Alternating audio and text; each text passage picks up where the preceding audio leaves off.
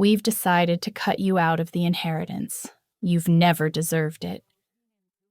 My father's voice rang across the private dining room, and for a moment, everything stopped. The crystal chandelier above seemed to freeze mid-sparkle. The soft classical music playing in the background faded into nothing. Every face at that long, elegant table turned toward me with expressions ranging from smug satisfaction to barely concealed glee. I sat there, fork halfway to my mouth, staring at the man who raised me. Around us, my entire extended family had gathered. Aunts, uncles, cousins, even my grandmother. The restaurant my parents had chosen was one of those places where you needed a reservation months in advance, where the waiters wore white gloves and the menu had no prices. They had spared no expense for this moment. "Did you hear me, Sarah?" My father stood at the head of the table, his face flushed with wine and something darker. Triumph, maybe. "You're out. Completely out."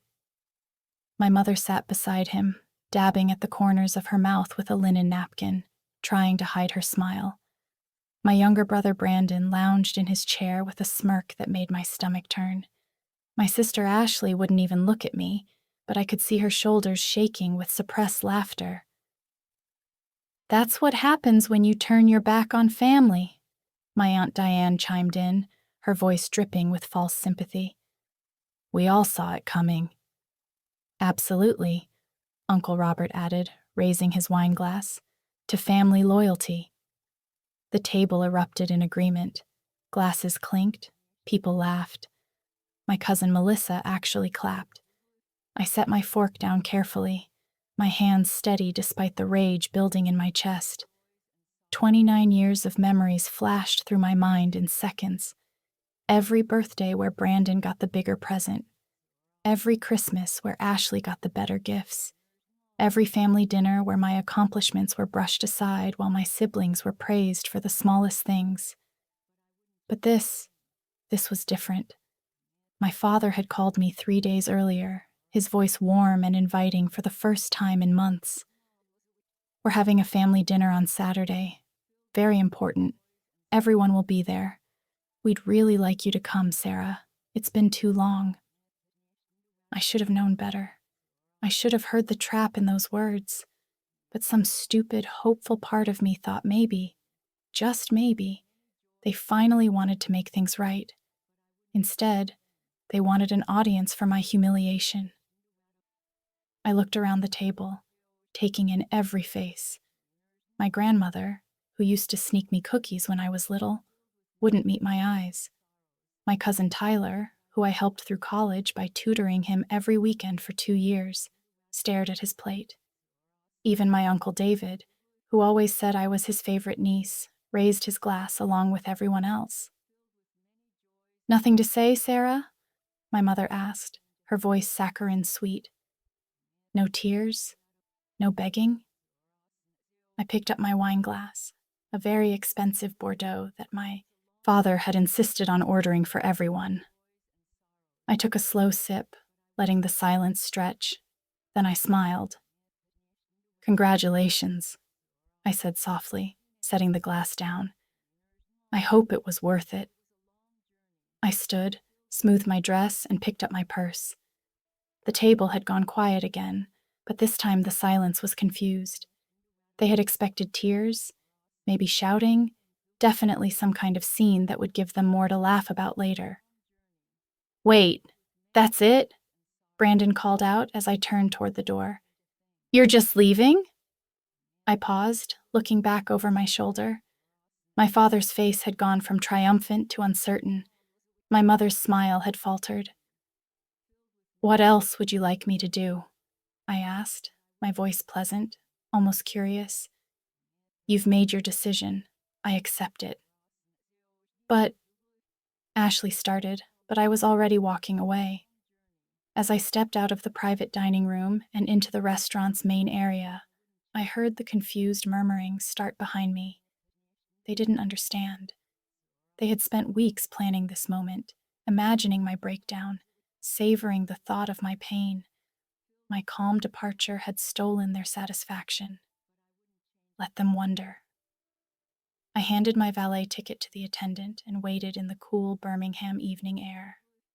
The restaurant was in the heart of the city's historic district, surrounded by old magnolia trees and wrought iron lampposts.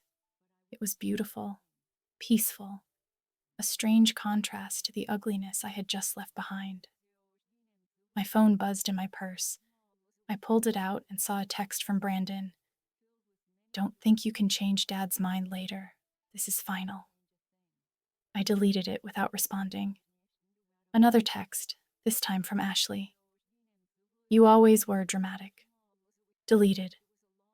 The valet brought my car around, a modest sedan that I had bought myself, paid for with my own money from my own job. Everything I had earned. And that had always been the problem. I tipped the valet and slid behind the wheel. As I pulled away from the restaurant, I caught one last glimpse of the building in my rearview mirror. Somewhere inside, my family was probably already celebrating, already spending the money they thought they had secured by cutting me out. They had no idea what was coming. 2 days. That was all it would take. I drove home on autopilot, my mind already 3 steps ahead. The anger that had been simmering during dinner now burned with cold clarity. They wanted to humiliate me. They wanted to break me. They thought I was weak, that I would crumble under their rejection. They had forgotten who taught me to be ruthless. My apartment was in a quiet neighborhood, 20 minutes from downtown Birmingham. Nothing fancy, just a 1-bedroom with enough space for me and my cat, Winston. I had moved here 6 years ago when I started working at Brighten Wealth Management, one of the city's most prestigious financial advisory firms. I unlocked my door, and Winston immediately wound around my ankles, meowing for dinner. I fed him, poured myself a real glass of wine, not the overpriced show-off bottle my father had ordered, and sat down at my kitchen table with my laptop. The truth was, I had been expecting something like this for months. My parents had been dropping hints, making comments about family values and loyalty and knowing your place. Brandon had been insufferable lately, constantly talking about his future, his plans, what he would do when the time came. Ashley had started treating me like I was already a stranger. But I had hoped I was wrong. I had hoped that despite everything, despite the years of being overlooked and undervalued, they would see me as something more than a disappointment. That hope died tonight. I opened my laptop and pulled up a folder I had created 3 months ago. I called it insurance, though that felt too generous. It was more like evidence, proof, a detailed record of every financial transaction my parents had made in the last 5 years. See, my father thought I was just a mediocre financial analyst at a medium-sized firm. He thought my job was boring, my salary modest, my career unremarkable. He loved to compare me to Brandon, who worked in tech, whatever that meant. As far as I could tell, he mostly played video games and called it user experience research. He loved to praise Ashley for her entrepreneurial spirit, even though her online boutique had been hemorrhaging money for 3 years straight. What my father didn't know was that I wasn't just any financial analyst. I was a forensic accountant, specializing in asset recovery and fraud detection. My medium-sized firm handled some of the largest fraud cases in the Southeast. And I was very, very good at my job. 3 months ago, my mother had asked me for help with something she called a minor tax question. She had handed me a folder full of documents, trusting that I would do what she asked and nothing more. What she didn't expect was that I would recognize the patterns immediately: the shell companies, the offshore accounts, the creative bookkeeping that pushed right up against the edge of legality and sometimes crossed it.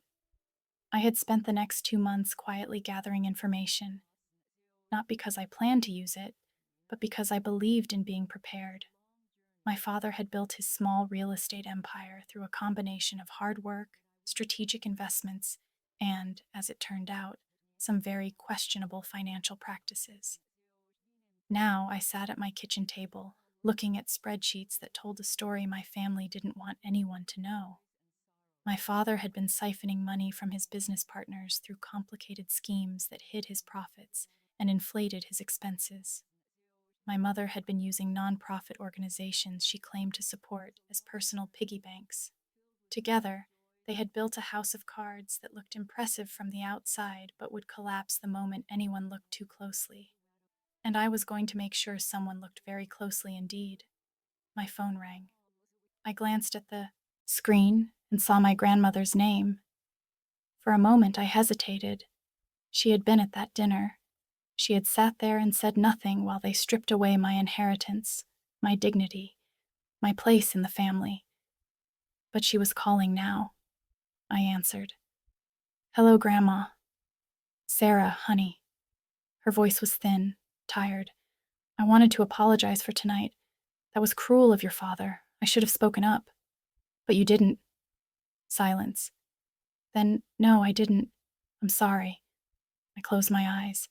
Part of me wanted to forgive her, wanted to believe she was different from the rest of them.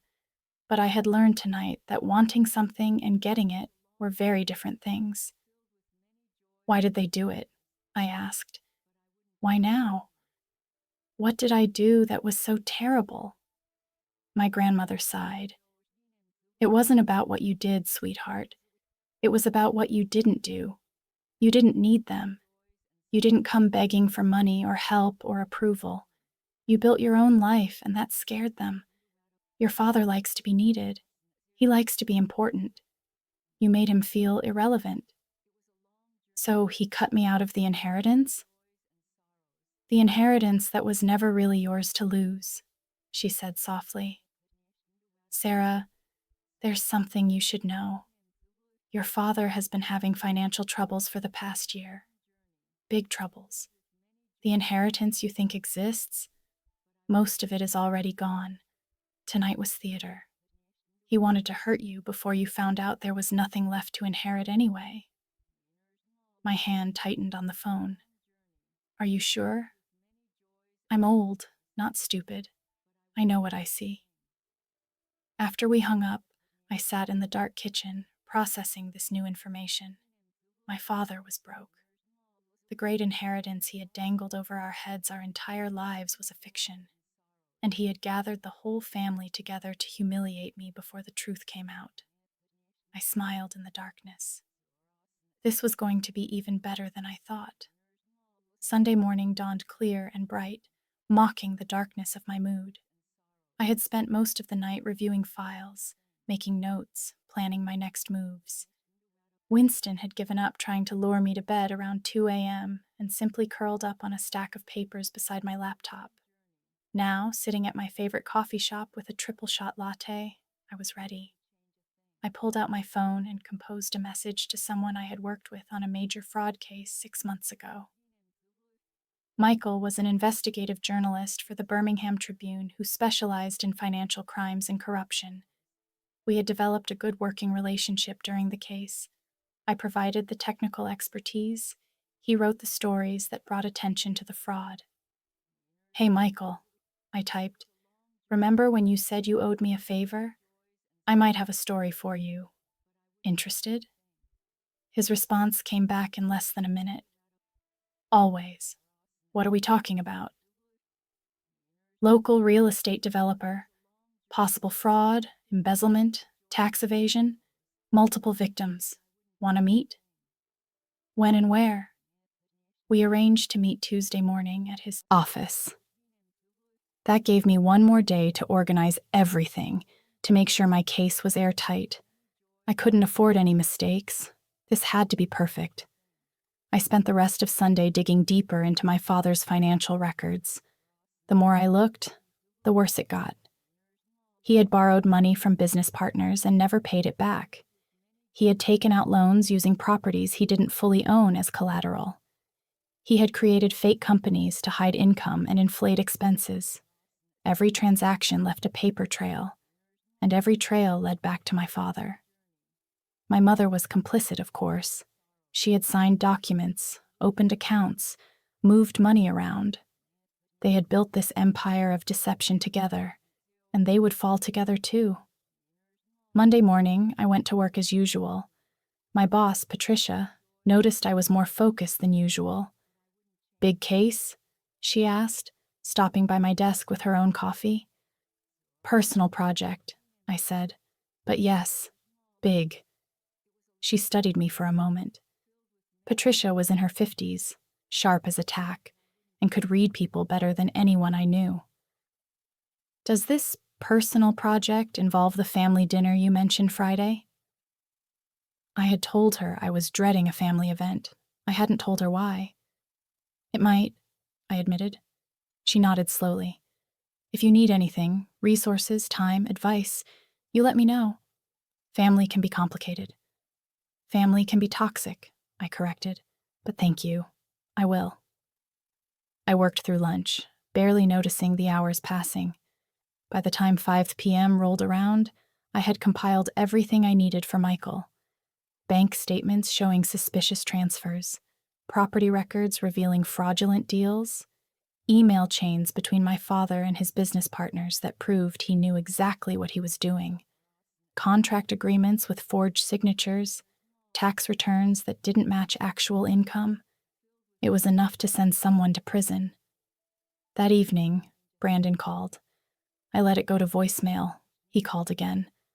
I ignored it again. On the third call, I finally answered. "What do you want, Brandon?" "Jesus, took you long enough. Look, Dad wants to talk to you." "I have nothing to say to Dad." "Come on, Sarah, don't be dramatic. He's willing to reconsider if you apologize." I actually laughed. "Apologize for what?" "For embarrassing the family on Saturday. For leaving like that. For making a scene." "I didn't make a scene. I left quietly." "Exactly. You left. You embarrassed Dad in front of everyone.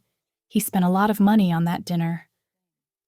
"He spent a lot of money to humiliate me," I corrected, "but I appreciate the call. Tell Dad I said no thanks on the reconsideration." "You're making a mistake," Brandon warned. "You don't want to be on the wrong side of this family." "I'm pretty sure I'm on the only right side," I said and hung up. 10 minutes later, Ashley texted. "Brandon said you were rude to him. Why do you have to make everything so difficult?" I didn't respond. Another text from my mother. "Your father is very disappointed. You always were ungrateful." Delete. "Uncle Robert, your parents only wanted what's best for the family. I hope you'll reconsider your attitude." Delete. "Aunt Diane, such a shame to see you throw away your family like this. Pride comes before a fall, Sarah." I stared at that last message for a long moment. Pride comes before a fall. She had no idea how right she was. Just wrong about who would be falling. Tuesday morning, I met Michael at his office downtown. The Tribune's building was an old converted warehouse with exposed brick and industrial windows. His office was on the third floor, a cluttered space filled with stacks of papers, coffee cups, and the faint smell of printer ink. "You look tired," he observed as I sat down. "Long weekend?" I said, "but worth it." I laid out everything I had brought: documents, spreadsheets, timelines, evidence. Michael's eyes grew wider with each page I showed him. "Holy hell," he breathed. "This is massive. How long has this been going on?" "At least 5 years, probably longer. I only have access to the last 5 years of records." "And the victims?" "Multiple business partners who lost money, nonprofit organizations that got donations they never received, investors who bought into projects that don't exist. The list goes on." Michael leaned back in his chair, running his hands through his hair. "This could take down more than just your father.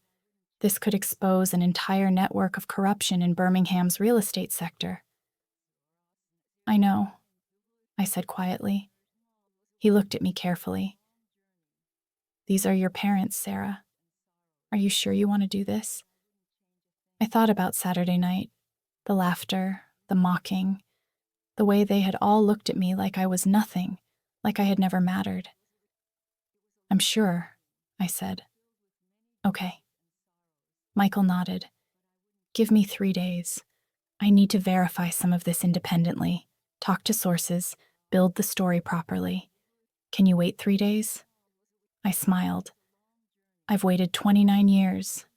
3 more days won't kill me. Wednesday morning started like any other day, except for the nervous energy buzzing under my skin. Michael had my information. The investigation was underway. All I had to do was wait and act normal. Acting normal proved harder than I expected. At work, I kept checking my phone, expecting updates from Michael. None came. He was being thorough, which I appreciated, but the waiting was torture. Every hour felt like a week. Around 10 a.m., my desk phone rang. Internal call. I picked up. Sarah? Could you come to my office? Patricia's voice was serious. We need to talk. My stomach dropped. Had someone found out what I was doing? Had my family somehow gotten wind of my plans? I walked to Patricia's office, my mind racing through possibilities. She was sitting behind her desk, her expression unreadable. Close the door and sit down, she said. I did. She folded her hands on her desk. I had an interesting conversation this morning with a potential client. He called asking about you specifically. Wanted to know if you were available for a private consultation on some financial matters. Who was it? He didn't give his real name, but the number traced back to your father's business. Ice ran through my veins. He's checking up on me. That would be my guess. He asked about your qualifications, your specialty, your recent cases. I told him you were one of our best forensic accountants, and that if he wanted to hire you, he'd need to go through proper channels and fill out our intake paperwork. What did he say? He hung up. Patricia leaned back in her chair. Sarah, whatever you're planning, be careful. If your father is sniffing around, he might suspect something. He doesn't suspect anything, I said more confidently than I felt. He thinks I'm weak, insignificant. He's probably just curious about what I actually do for a living. Maybe. Patricia didn't sound convinced. But paranoid men do dangerous things. Watch your back. I returned to my desk, my earlier confidence shaken.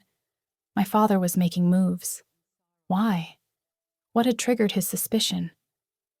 My phone buzzed. A text from Brandon. Dad wants to have lunch with you. Just you two.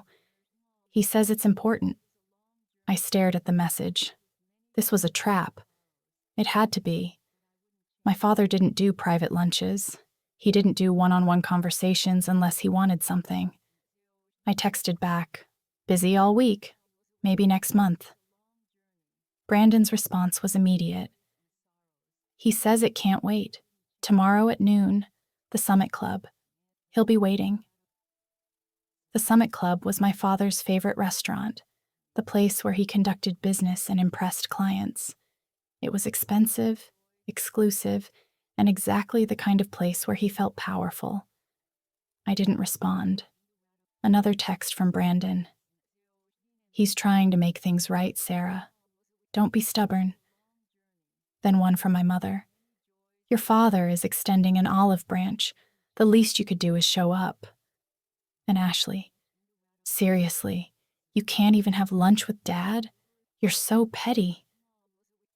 They were coordinating, pushing, trying to force me into a corner. I called Michael.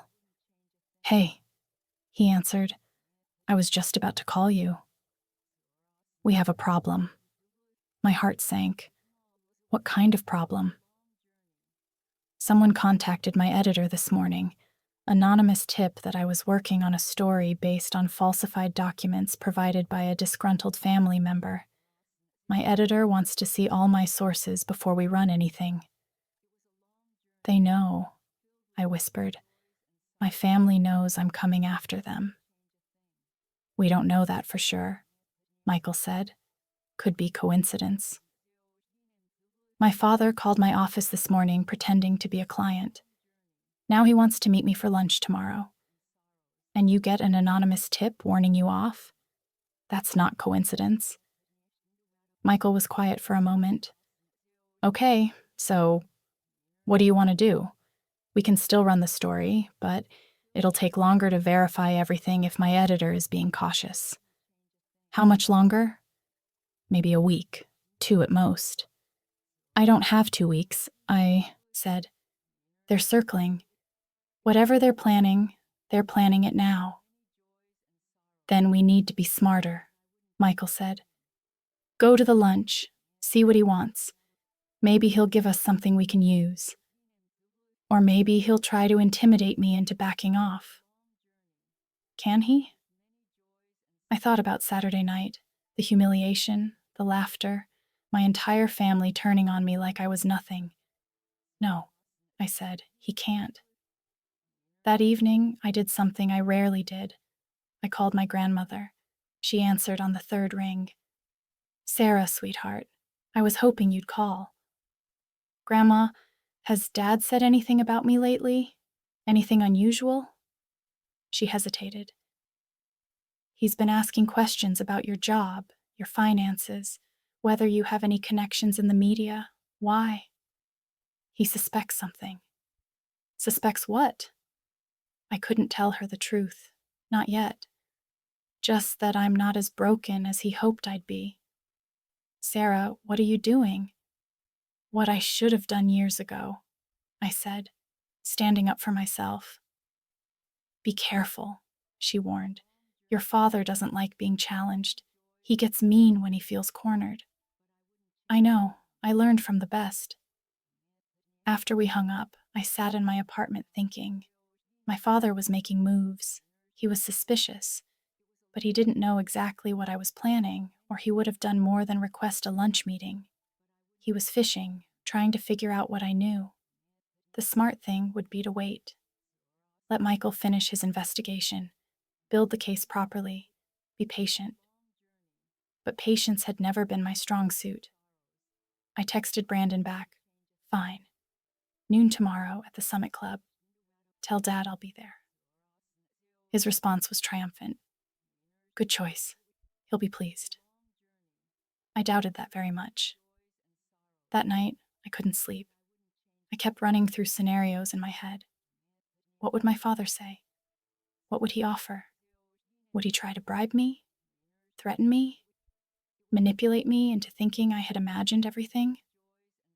Around 2 a.m., I got up and made tea. Winston followed me into the kitchen, meowing his disapproval at the late hour. I know, buddy, I told him. I'm being ridiculous. But I wasn't. I was being careful, thorough, strategic. I pulled out my laptop and reviewed everything one more time. The evidence was solid. The paper trail was clear. Even if my father suspected something, he couldn't erase what he'd already done. The transactions existed. The fraud was real. The victims were real. Tomorrow, I would sit across from my father and listen to whatever story he wanted to tell. I would smile and nod and let him think he was winning, and then I would watch his world burn.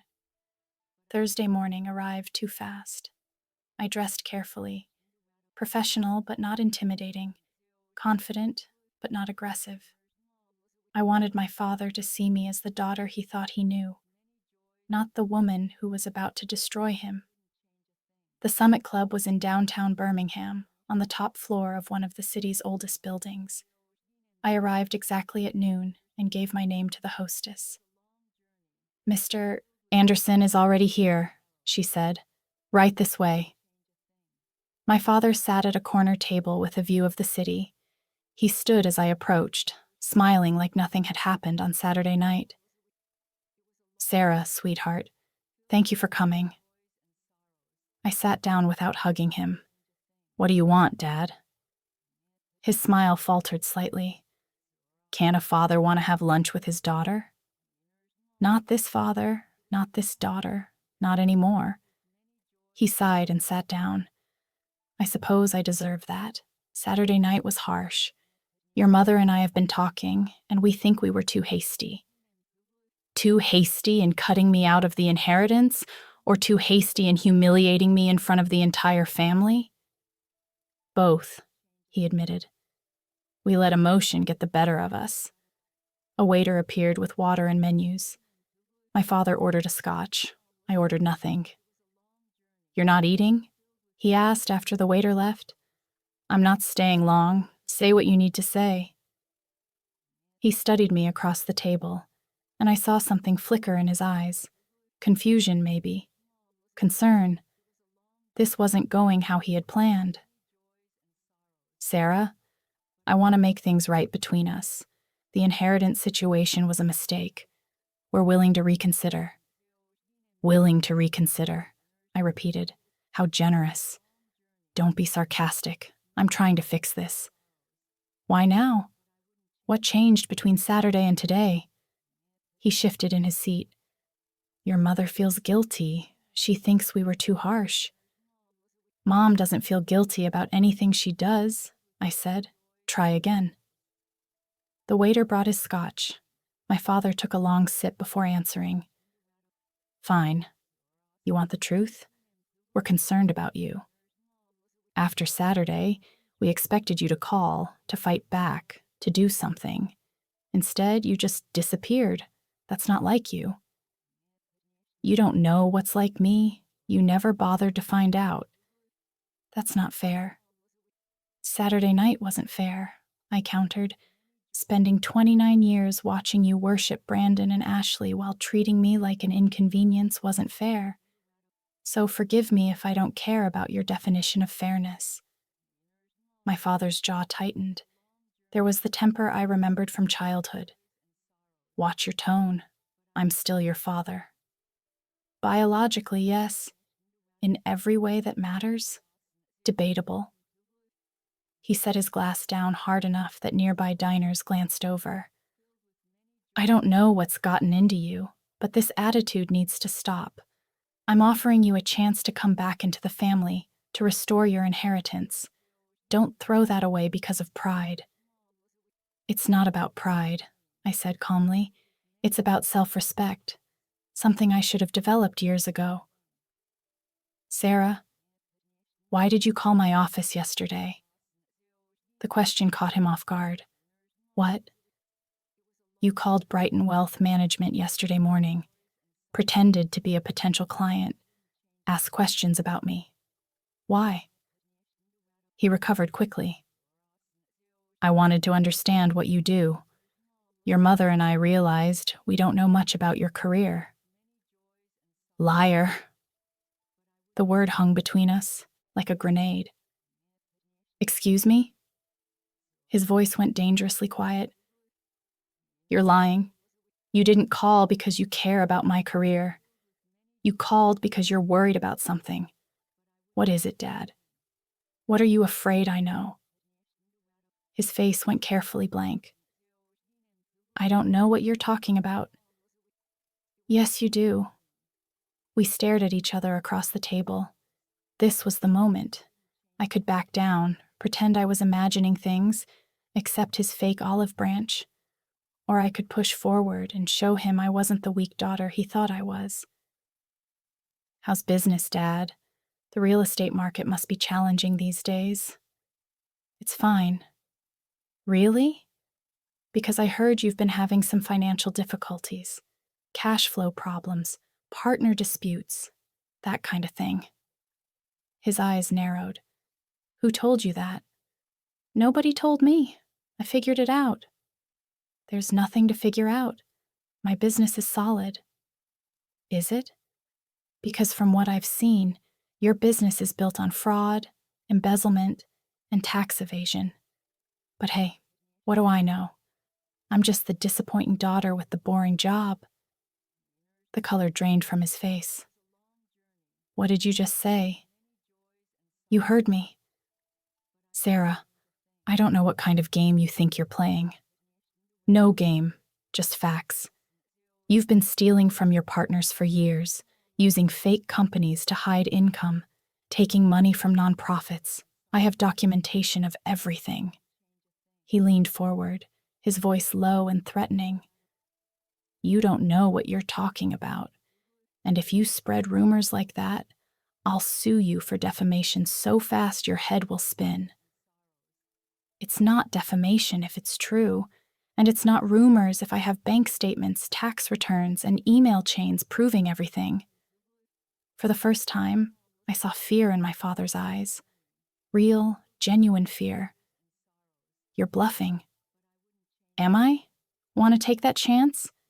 He grabbed his scotch and downed the rest of it in one gulp. What do you want? Money? Fine. I'll write you a check right now. Name your price. I don't want your money. Then what? I want you to face consequences for what you've done. To me. To your partners. To everyone you've ever used and thrown away. You ungrateful little... He caught himself, glancing around at the other diners. When he spoke again, his voice was controlled, but I could hear the rage underneath. I gave you everything. A roof over your head, food on the table, an education. This is how you repay me? You gave me the bare minimum while giving Brandon and Ashley the world. And now you want gratitude? If you do this, if you try to destroy me, you'll regret it. I promise you that. Is that a threat? It's a warning. You think you're clever, but you have no idea what you're up against. I have lawyers, connections, friends in very high places. You're a junior analyst at a mid-level firm. You can't win this fight.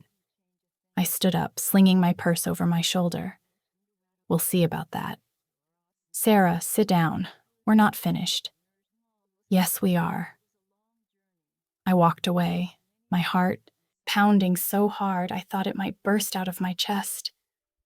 Behind me, I heard my father calling my name, then swearing quietly. Good. Let him be scared. Let him wonder what I was planning. I made it to my car before my hands started shaking. I gripped the steering wheel, taking deep breaths, trying to calm down. That had been more intense than I expected. My father was scared, which meant he would fight back. This was about to get ugly. My phone rang. Michael. Tell me you have good news, I said. Mixed news. My editor approved the story, but he wants to hold it until we have comments from all parties involved. That means we need to contact your father for his side of the story before we publish. When?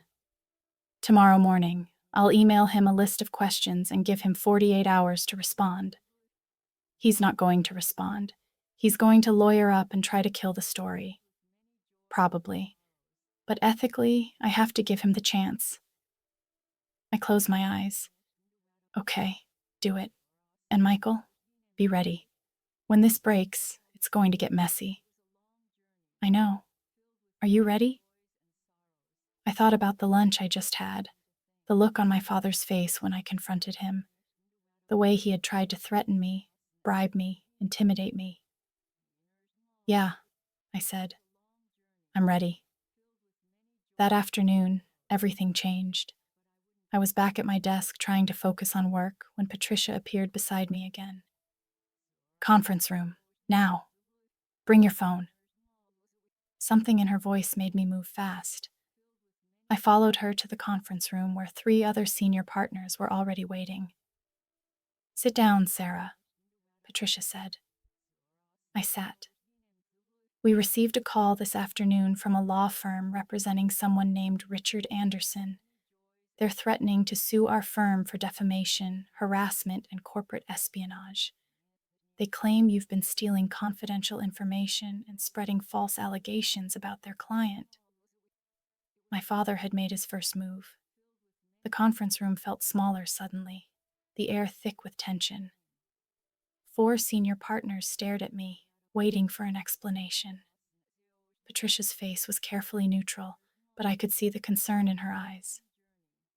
Who is Richard Anderson? Asked James, one of the founding partners. My father, I said quietly. The room went silent. Your father is threatening to sue us because of something you did? James's voice rose. Would you care to explain? I took a deep breath. This was it. The moment where I either defended myself or let my father intimidate me into silence. 3 months ago, my mother asked me for help with what she called a tax question. She gave me documents from my father's business.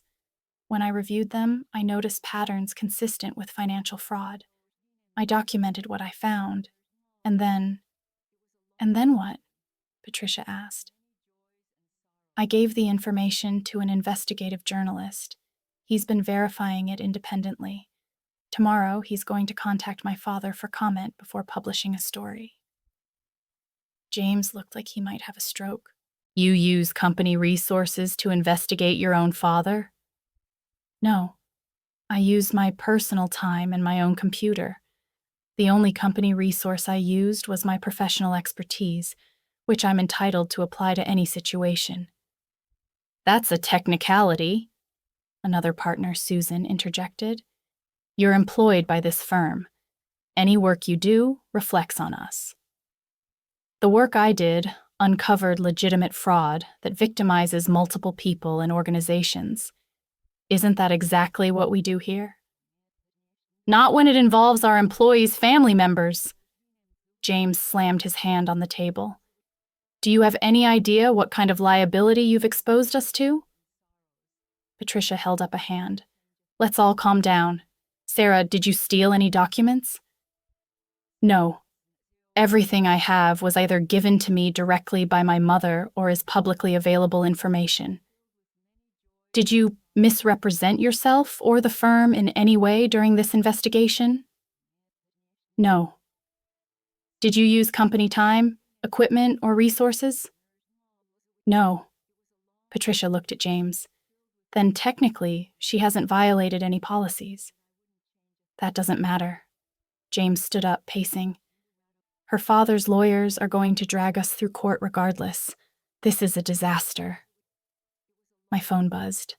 A text from Brandon. Dad's lawyer is going after your job. Hope you're happy. Another from Ashley. You're destroying the family. I hope it was worth it. Then my mother. How could you do this to us, after everything we've given you? I turned my phone face down on the table. There's something you all should know, I said. My father doesn't have a case. He's bluffing. This is intimidation, pure and simple. He's hoping that by threatening the firm, you'll force me to back down. And will you? Susan asked. Back down? I met her eyes. No. Then you're suspended, James announced. Effective immediately. Until this situation is resolved, you're not to come into the office or have any contact with clients. You can't suspend me for something I did on my personal time. We can, and we are, for the protection of the firm. I looked at Patricia. She gave me the slightest shake of her head. Don't fight this right now. I stood up. Fine. I'll be at home if you need me. I walked out of the conference room with my head high, but inside I was shaking. My father had moved faster than I expected. He was going after my job, my reputation, my credibility. He wanted to destroy me before I could destroy him. But he had made a mistake by showing his hand this early. By threatening my firm, he had proven that he was scared. And scared people make mistakes. I drove home in a daze. This was escalating faster than I had planned. The story wasn't even published yet, and already my father was launching attacks. What would he do when the article actually came out? My phone rang. Michael. I heard about your firm, he said. I'm sorry. How did you... Your father's lawyer called my editor too. Threatened us with a lawsuit if we publish anything. Claimed you're your disgruntled daughter spreading malicious lies. Are you backing off? Hell no. But my editor wants to move up the timeline. We're publishing tomorrow morning instead of next week. We're not giving your father time to bury this story. Tomorrow? Tomorrow. The article goes live at 6 a.m. I'll send you a link when it's up. After we hung up, I sat in my car in my apartment parking lot. Tomorrow morning, my father's world would start to crumble. By noon, everyone in Birmingham would know what he had done. By evening, his business partners would be calling their lawyers, and I would be the one who made it happen. My phone buzzed again. Another text from Brandon. Whatever you think you know, you're wrong. Dad's a good man. I stared at that message for a long time. Brandon honestly believed it. They all did. They had bought my father's carefully constructed image of the successful businessman, the devoted family man, the pillar of the community. They had no idea who he really was. I went inside and fed Winston, poured a glass of wine, and tried to eat something. I couldn't. My stomach was in knots. I kept checking my phone, watching the minutes tick by.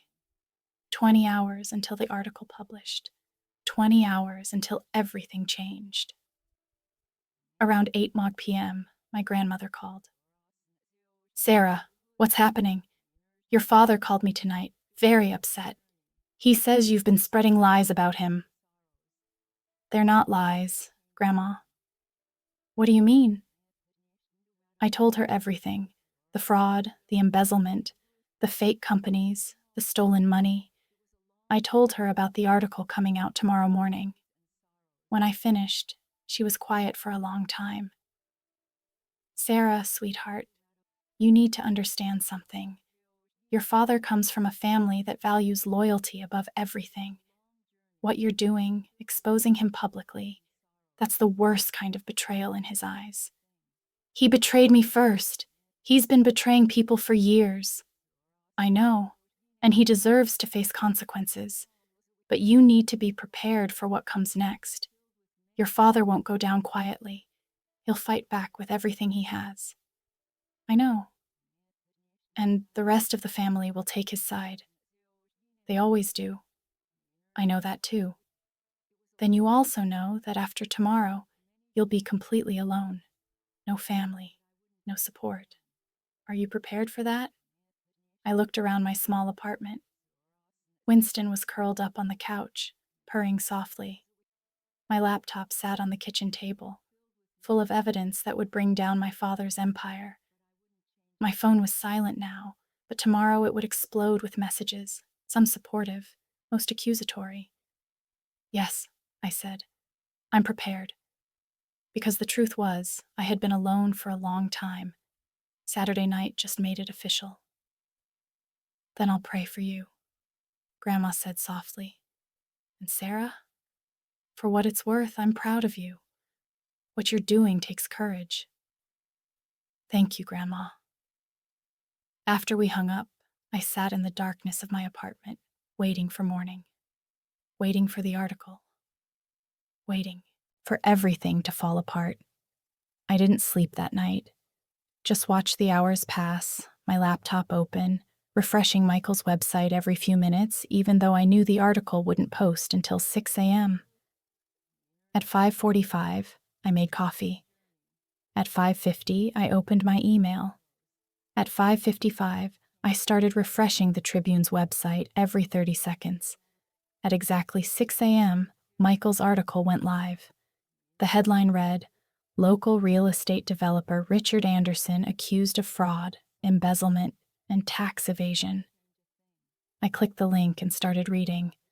Michael had done his job well. Every allegation was carefully documented, every claim backed by evidence. He had interviewed several of my father's former business partners who confirmed the fraud. He had obtained independent verification of the fake companies and hidden accounts. It was perfect, damning, undeniable. My phone started ringing immediately. I turned it off. This was it, the point of no return. By 7 a.m., my phone had accumulated 43 missed calls and over 100 text messages. I turned it back on just long enough to see who was trying to reach me.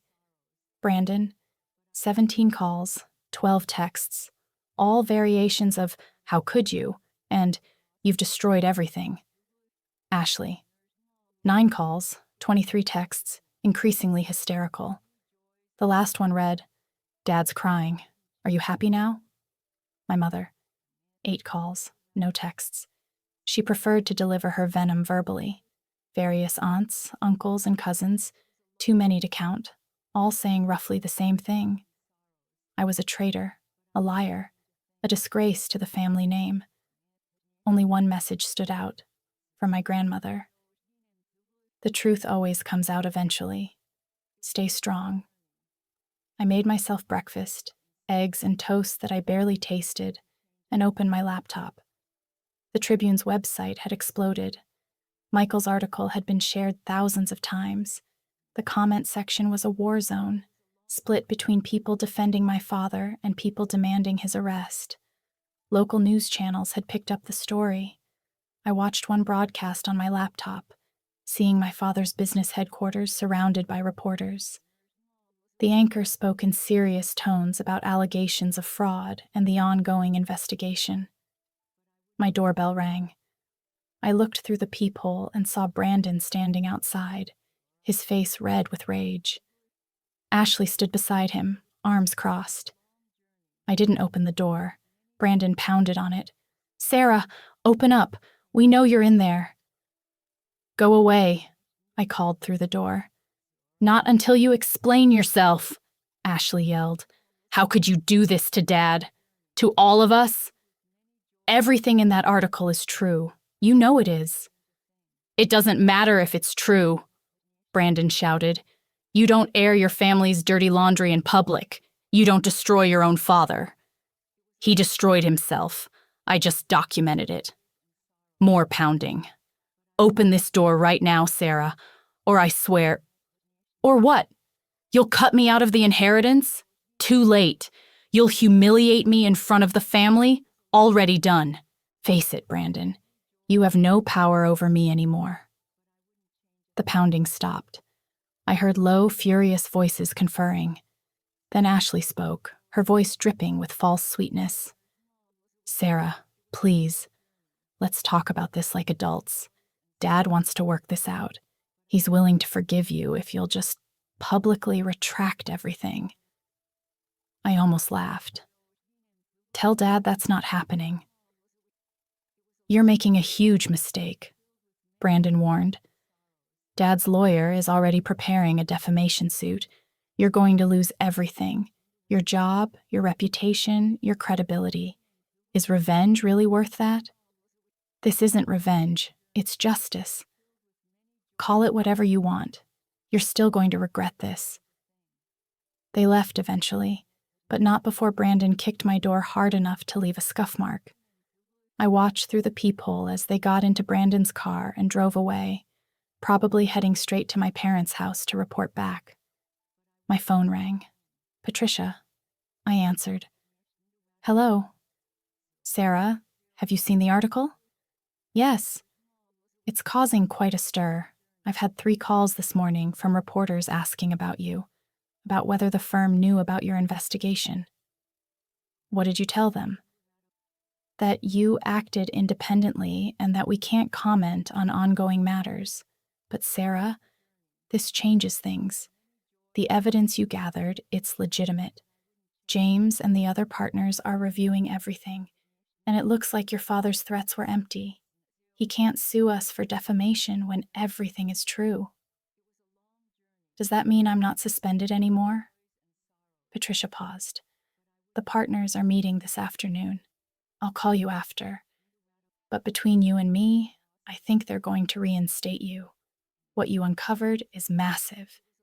This is exactly the kind of case we built our reputation on." After we hung up, I let myself feel a small moment of relief. My job was safe.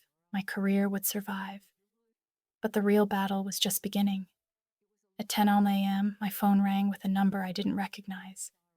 Against my better judgment, I answered. "Sarah." My father's voice, rough and tired. "We need to talk." "We have nothing to talk about.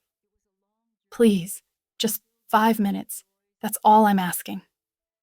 Something in his tone made me pause. He sounded defeated, broken, nothing like the confident, threatening man from yesterday's lunch. 5 minutes, I said. Thank you. I want you to know that I never meant for things to get this bad between us. Saturday night was a mistake. The lunch yesterday was a mistake. I was scared and angry, and I lashed out. You've been lashing out at me for 29 years. I know, and I'm sorry. But this article, this public humiliation, this goes too far. You're destroying more than just me. You're destroying the whole family.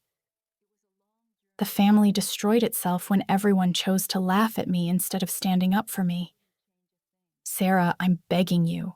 Call the reporter. Tell him you were mistaken. Tell him you acted out of anger after Saturday night. We can say you misunderstood some documents, that you didn't have the full picture. My lawyers can work with their lawyers, and we can make this go away. No. Why not? What do you gain from this? You've already made your point. You've shown everyone that you're not someone to be pushed around. You've won. Now let it go. I haven't won anything yet. You're still free. You still have your business. You haven't faced any real consequences. The article is consequence enough. My partners are abandoning me. My clients are demanding their money back. The bank is calling in my loans. I'm finished, Sarah. You've destroyed me. Isn't that enough? Not even close. Silence. Then, in a voice colder than I'd ever heard from him, then you've made your choice. Don't expect mercy from me. He hung up. I sat there staring at my phone, processing what had just happened. My father had gone from begging to threatening in the span of one conversation. He was desperate, which made him dangerous. But I was done being scared of him. The afternoon brought more chaos.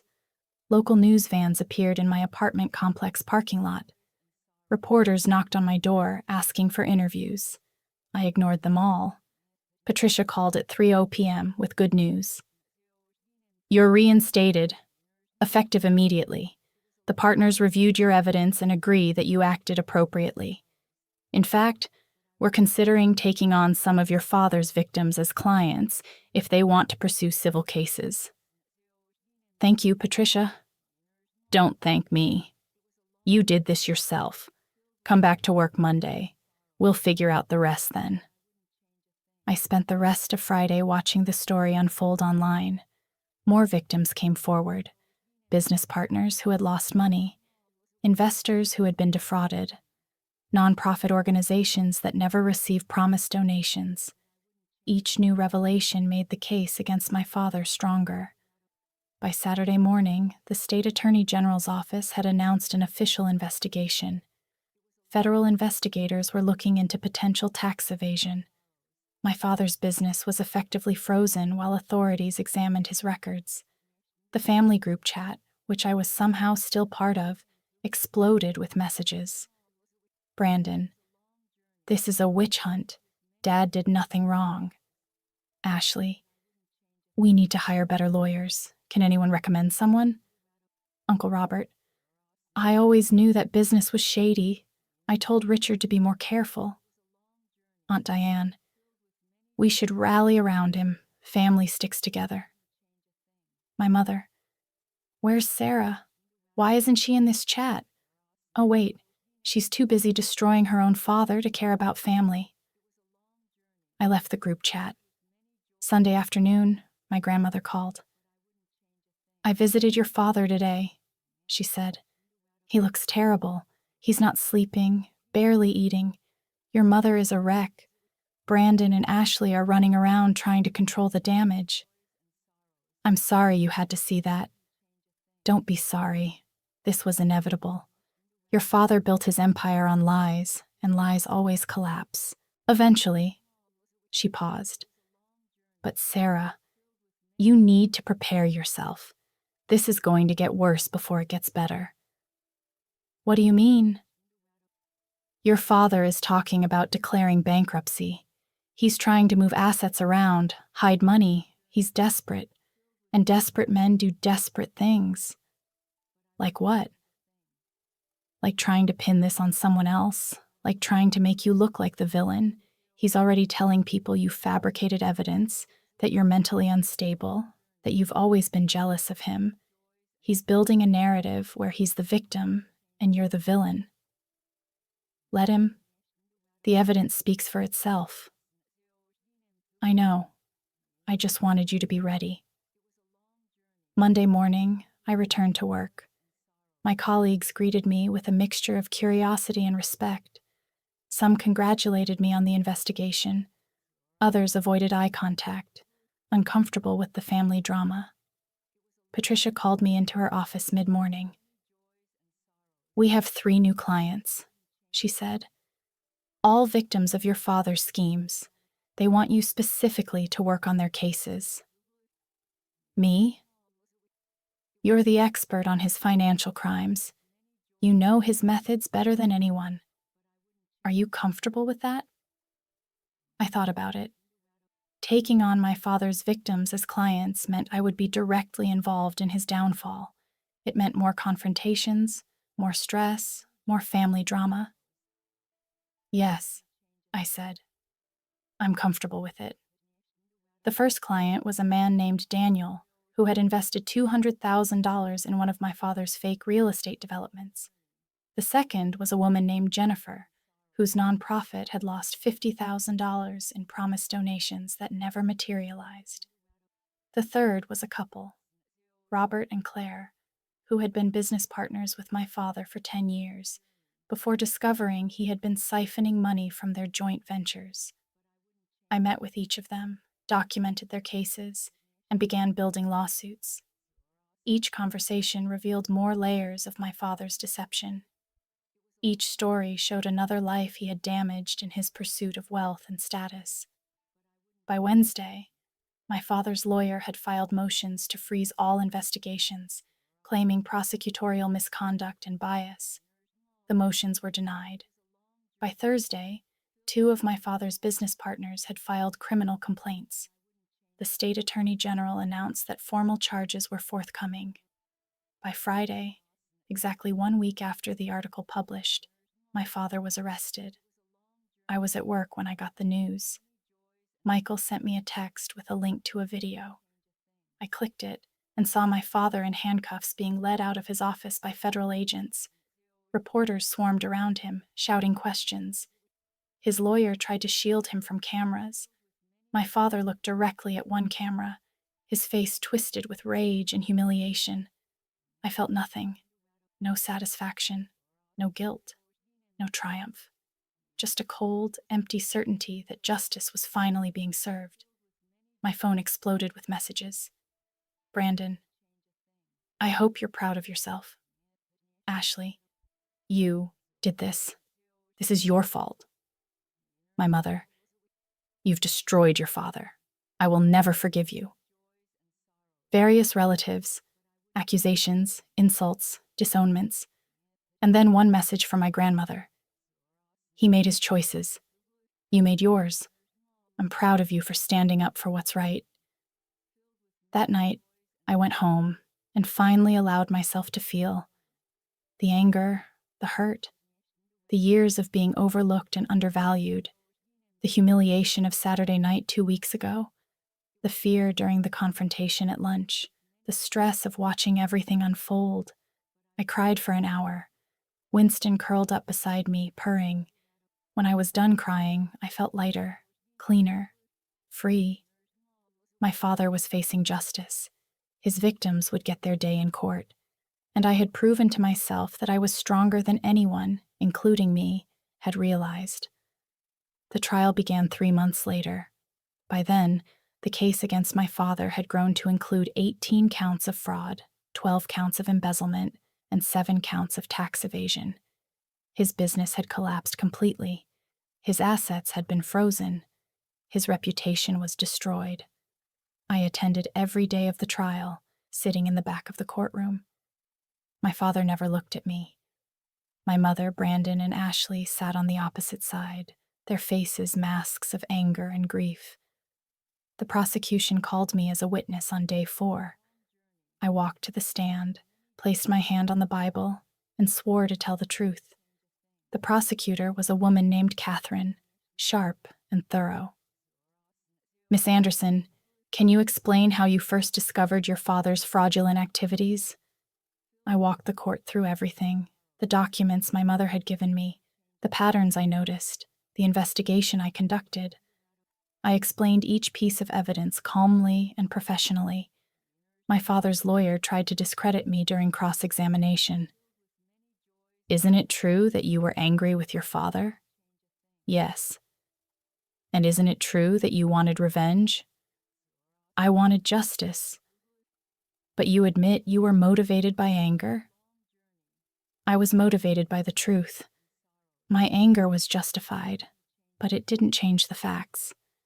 The fraud happened whether I was angry about it or not. The lawyer tried different angles, but I had prepared for this. Every question, every attempt to paint me as a vengeful daughter, I deflected with facts and evidence. When I stepped down from the stand, I felt my father's eyes on me for the first time. I looked directly at him. He looked old suddenly, diminished. All the power and confidence that had defined him was gone. The trial lasted 6 weeks. The jury deliberated for 2 days, guilty on all counts. I was at work when the verdict came in. Patricia called me into her office and we watched the news conference together. The prosecutor stood outside the courthouse, flanked by several of my father's victims, announcing the conviction. Justice has been served today, Catherine said. Richard Anderson used his position and reputation to defraud dozens of people over many years. Thanks to the courage of whistleblowers and victims who came forward, he will now face the consequences of his actions. Sentencing was scheduled for 3 weeks later. In the meantime, my life continued to shift. My clients, the victims I had helped, expressed their gratitude. Some sent flowers, others wrote letters. One couple invited me to dinner and spent the evening thanking me for giving them a chance at justice. My firm promoted me to senior forensic accountant with a significant raise and expanded responsibilities. Patricia told me I had a bright future ahead of me. You did something extraordinary, she said. Not many people have the courage to stand up to family, especially when that family has power and resources. You should be proud. I was proud, but I was also exhausted. The sentencing hearing was held on a Tuesday morning in November. The courtroom was packed. My father's victims filled the gallery, along with reporters and curious onlookers. The judge, a stern woman in her 60s, listened as victim after victim stood and described how my father's crimes had impacted their lives. Daniel, who lost his retirement savings. Jennifer, whose nonprofit nearly closed because of missing funds. Robert and Claire, whose business partnership and friendship with my father had been built on lies. When it was my turn to speak, I walked to the front of the courtroom. Your Honor, I'm not here as a victim, though in many ways I am one. I'm here as someone who once looked up to the man sitting at that table, someone who wanted nothing more than his approval and love. For years, I tried to earn it by being perfect, by achieving success, by making him proud. It never worked. And when I finally stood up for myself, when I refused to be silent about his crimes, he tried to destroy me. I looked at my father. He was staring at the table, refusing to meet my eyes. But he didn't destroy me. Instead, I found my own strength. I learned that real family isn't about blood or obligation. It's about respect, support, and love. The people who matter most aren't the ones who share your last name. They're the ones who stand beside you when everything falls apart. I returned to my seat. The judge thanked me and took a recess to consider sentencing. When she returned, her voice was firm. Mr. Anderson, you have been convicted of serious crimes that harmed numerous individuals and organizations. You used your position of trust to manipulate and deceive. You showed no remorse even when confronted with overwhelming evidence. Therefore, I sentence you to 15 years in federal prison, to be followed by 5 years of supervised release. You will also pay full restitution to all identified victims." My father's shoulders sagged. My mother sobbed. Brandon and Ashley looked stunned. I felt nothing but relief. In the months that followed, my family's downfall continued. My mother filed for divorce, trying to salvage what little money remained after restitution payments. Brandon lost his job when his employer discovered his connection to the scandal. Ashley's boutique finally collapsed under the weight of debt she could no longer hide. My father began serving his sentence at a federal prison in Alabama.